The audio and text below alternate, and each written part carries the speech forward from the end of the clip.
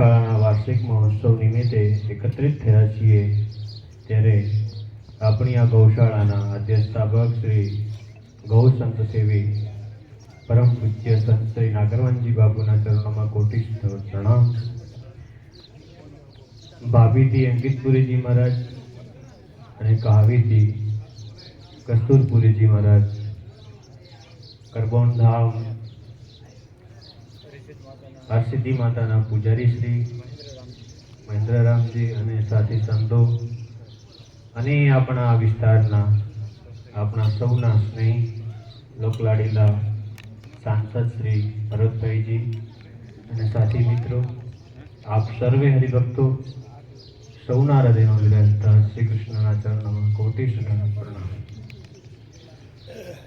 આપણે સૌ મનુષ્ય જન્મ મળ્યો છે એ અતિ દુર્લભ છે। ઘણી વખત સત્સંગમાં કહેતા હોઈએ છીએ કે આ જન્મ એ નાશવંત છે, ગમે ત્યારે એનો નાશ થવાનો છે। શરીર છે એ પુનરપી વારંવાર જીવ શરીરને ધારણ કરે છે, એટલે તમે કેવા પ્રકારનું કર્મ કરો છો એ કર્મને આધીન રહી અને જીવ બીજું શરીર પ્રાપ્ત કરતું હોય છે।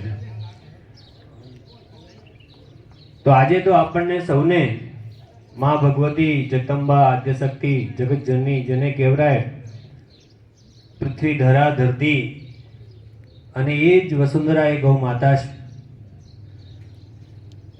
साक्षात आ धरती नो अवतार जे आखा विश्वनो भार सहन करी रही छे ए आ जीव स्वरूपे छे तो ए गौ माता छे। आपणे शुं के आपणे लाभ मळे तो आ भाव सागर तरी जवाना छे, पण साथे साथे આપણે અનેક ભાઈઓ આપણે તારવાના છીએ। યોગની અંદર કહેવાય છે નામ આધાર, જેનો ભક્તિનો ભાવ એ નામથી લેવાય છે એ કળિયુગમાં બધા જ પાપોથી મુક્ત થતો હોય છે। પણ ક્યારેક ક્યારેક આપણે બધા મનુષ્ય છીએ, રામનું નામ લેવામાં ખૂબ કઠિનાઈ પડતી હોય છે। એકદમ સરળ છે, રામ રામ રામ રામ રામ રામ કહું છે પણ થતું નથી, કંઈક કર્મ નાતા હોય છે। તો એને સરળ કઈ રીતે બનાવવું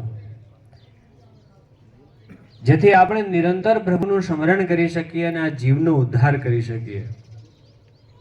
તો મુખારે છે રટંતે વિદ્યા ખોદંતે જલમ, સંસ્કૃતમાં એક કહેવત છે રટંતે વિદ્યા ખોદંતે જલમ, એટલે ધરતીને જો આપણે ખોદ ખોદ કરીએ ને તો એક દિવસ આપણને થાય છે। એવી ભક્તિનું પણ માધ્યમ છે, જો આપણે એને વારંવાર કરીએ